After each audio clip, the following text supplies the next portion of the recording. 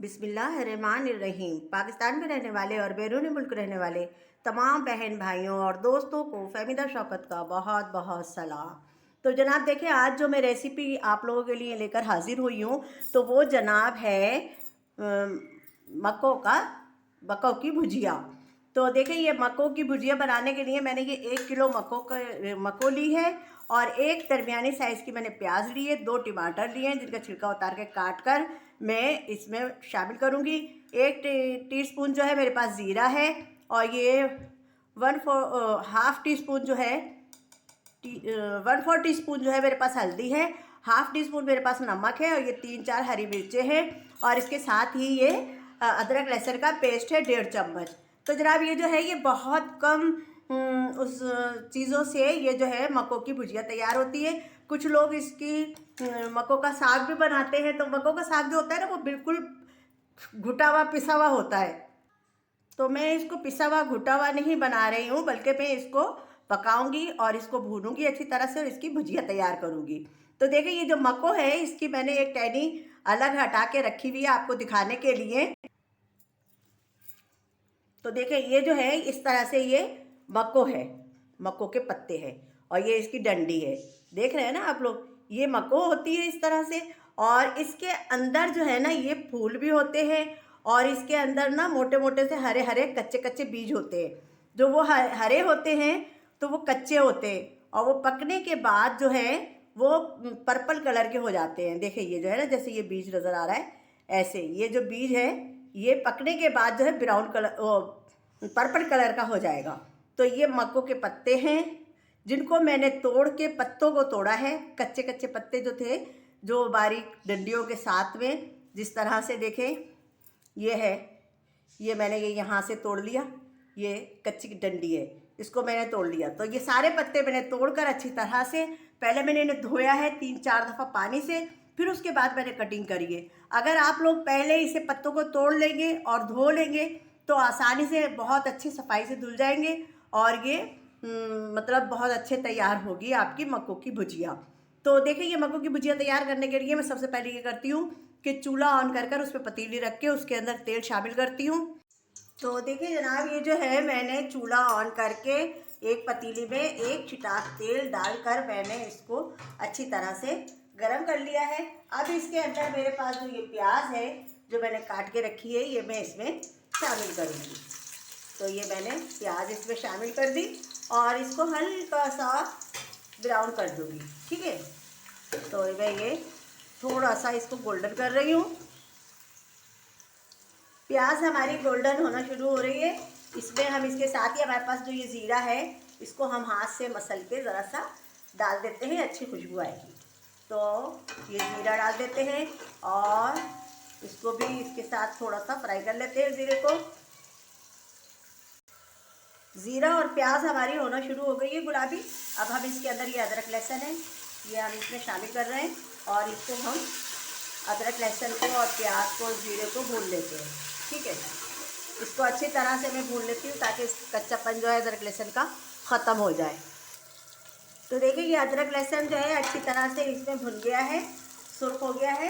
अब हमारे पास जो ये हल्दी, नमक, हरी मिर्चें और ये टमाटर हैं ये हम इसके अंदर शामिल कर रहे हैं। तो देखिए, ये मक्को जो है ये मक्को की भुजिया या साग आप कुछ भी बनाएं तो ये बहुत ही फ़ायदेमंद है और ये एक हकीमी मतलब वो है, इसमें बताते हैं कि ये दवाई के तौर पर इस्तेमाल होती है। तो ये बहुत ही बेहतरीन जो है हमारे लिए ये एक ग़िज़ा है। मक्कों का साग हो या भुजिया हो। तो देखिए, इसमें मसाले शामिल करके हल्दी, नमक, मिर्च और ये टमाटर शामिल करके मैंने थोड़ा सा पानी डाल दिया है। अब मैं इसको कवर करके हल्की आंच में रख देती हूँ ताकि ये टमाटर जो है जल्दी से इसके अंदर मैश हो जाए।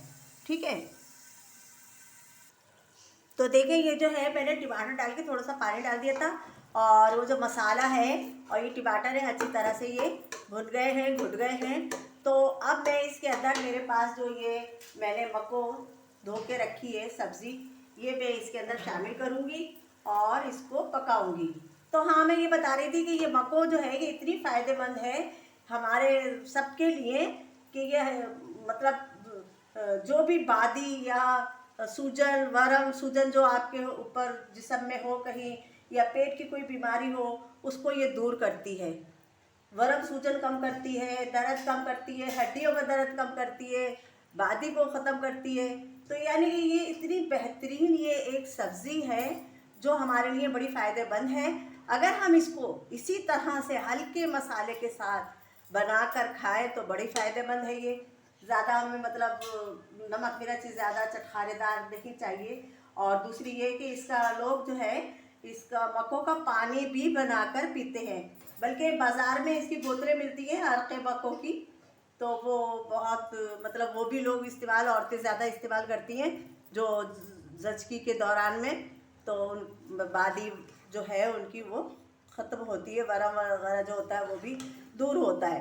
तो ये देखिए ये मैंने जो है मक्को जो है जितना भी इसका मैं आपको बताऊं फ़ायदे बहुत कम हैं, लेकिन बस आप ये समझ लें कि अगर आप इसको इसी तरह हल्का नमक मिर्च में इसी तरह से बनाकर आप खाएंगे तो आपका जो बदन का दर्द होगा, जो वरम सूजन होगा, जो पेट का कोई भी इमराज होगा, वो आपका इंशाल्लाह दूर होना शुरू हो जाएगा और आप सही हो जाएंगे। तो ये देखिए ये मैंने जो है सब्ज़ी इसके अंदर मक्कों की इसके अंदर डाल दी है। अब मैं इसको पकाने के लिए थोड़ी देर के लिए कवर करके छोड़ देती हूँ, तो और इसको थोड़ी देर के बाद चेक करूँगी तो ये से फिर मैं भून लूँगी। तो देखिए इसको मैंने मक्कों की जो सब्ज़ी है इसको मैंने डालकर इसको कवर करके रख दिया था। तो ये देखें ये 1 किलो जो थी वो देखें पानी इसका खुशक होने पर आ गया और ये जो है कितनी सी हो गई है पक के। अब मैं इसको इसी तरह से भून लूँगी अच्छी तरह से हल्की आंच पे, ताकि ये गल भी जाए। दरमियानी आंच रखूँगी, ये गल भी जाए, इसका पानी खुश्क हो जाए और ये अच्छी तरह से ये भुन जाए। तो जनाब देखिए ये जो है मैं जिस तरह से तैयार कर रही हूँ ना, ये भुजिया कहलाती है, हम इसको भुजिया कहते हैं। और वो जो क्या कहते हैं ये जो घोट के जो करते हैं ना, वो साग, हम उसको साग कहते हैं। तो ये मैं भुजिया तैयार कर रही हूँ और मैं इसको फिर दरमियानी आंच पे, हल्की आंच पे इसको कवर करके रख देती हूँ थोड़ी देर के लिए, फिर बाद में आपको फिर दिखाऊंगी तैयार करूँगी तो ठीक है। तो देखिए जनाब ये जो है मैंने अभी इसे देखा तो ये जो है इसका पानी, पहले तो इसमें बहुत सारा पानी इसने सब्ज़ी ने छोड़ दिया था, लेकिन अब जो है ये पानी खुशक होने पर आ रहा है। इसके साथ ही अब ये इसको जो है मैं थोड़ा सा ये चमचे की मदद से इस तरह से कुचल लूँगी और फिर मैं इसको भून लूँगी। तो मैं इस तरह कुचल के और इसको भूनती हूँ, फिर मैं आपको दिखाती हूँ। तो देखिए जनाब इसको मैंने चम्मच से अच्छी तरह से घोट घोट कर मैंने इसे इसको भून लिया है और मैंने इसके अंदर तेल ज़्यादा डाला ही नहीं था, जो कि ये बाहर इसका तेल निकल कर आए। तो ये देखें ये मैंने इसको अच्छी तरह से खुशक बिल्कुल भुन गई है और ना इसमें ज़्यादा नमक मिर्च मसाला कुछ इसमें नहीं है। ये एक दवाई के तौर पर मक्कों की भुजिया तैयार की है मैंने और ये बहुत ही फ़ायदेमंद है। आप लोग अगर इसको गूगल पे सर्च करें मक्कों के नाम से तो आपको इसके बहुत ज़बरदस्त इसके फ़वाइद जो हैं वो मालूम होंगे। तो मुझे तो यही पता है कि भाई ये दर्द के लिए बहुत फ़ायदेमंद है और सूजन वरम के लिए और पेट की जो भी कोई बीमारी हो उसके लिए बड़ी फ़ायदेमंद होती है, जोड़ों के दर्द के लिए भी। तो ये बहुत फ़ायदेमंद है, लेकिन इसको ज़्यादा चटपटा नहीं बनाना है, इसी तरह से हल्के मसाले से इसको पकाना है। और अगर आप दवाई के तौर पर इस्तेमाल कर रहे हैं इसे, तो आप इसको 2 चम्मच इसके जो हैं टेबल स्पून जो है वो सुबह और 2 दोपहर और 2 शाम आप इसके खाएं। इंशाअल्लाह आपको दर्द में बड़ा फ़ायदा होगा और वरम सूजन में। तो देखिए ये जो है बिल्कुल खुशक कर लिया है मैंने इसको और ये बिल्कुल मेरी अब ये जो है मक्कों की भुजिया तैयार है। अब मैं इसका चूल्हा करती हूँ ऑफ और मैं आपको ये डिश आउट करके दिखाऊंगी, ठीक है। तो देखिए जनाब ये जो है मक्कों की भुजिया जो है मैंने तैयार की है और तैयार करके मैंने ये आप लोगों के सामने पेश कर दी है और ये देखिए डिश आउट कर दी है मैंने और बहुत ज़बरदस्त इसका टेस्ट है, बहुत मज़े की है। तो जनाब देखिए ये जो है ना, ये मैंने इसके अंदर तेल ज़्यादा तो नहीं डाला था, लेकिन इतना डाला था कि देखिए ये जो मैंने इसको सब्ज़ी को भुना है तो इसके ऊपर शाइनिंग आ गई है, बस इतना नहीं है कि बाहर निकल रहा हो तेल। तो देखिए ये जो है मैंने ये मक्कों की सब्ज़ी जो है भुजिया मैंने तैयार की है। आप लोग ज़रूर मेरी इस रेसिपी को ट्राई करें और फिर मुझे बताएं आप लोग कि आप लोगों को मेरी ये रेसिपी कैसी लगी, कैसी बनी आपसे। तो मुझे कमेंट्स में ज़रूर बताइएगा, मुझे आपके कमेंट्स का बहुत इंतज़ार रहता है। तो ये जो मैंने मक्कों की भुजिया बनाई है ये बहुत फ़ायदेमंद है, आप लोगों को मैंने बताया है। और इसको आप जिस दवाई के तौर पर अगर इस्तेमाल करेंगे तो आपको बहुत फ़ायदा होगा।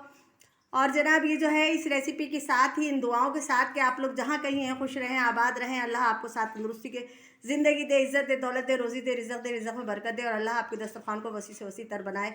तो जनाब इस रेसिपी के साथ, इन दुआओं के साथ फ़हमीदा शौकत अब आपसे इजाज़त चाहती है। अगली अच्छी सी कोई रेसिपी लेकर आपकी खिदमत में फिर हाज़िर होगी। तो जब तक के लिए आप लोग फ़हमीदा शौकत को इजाज़त दें। अल्लाह हाफ़िज़।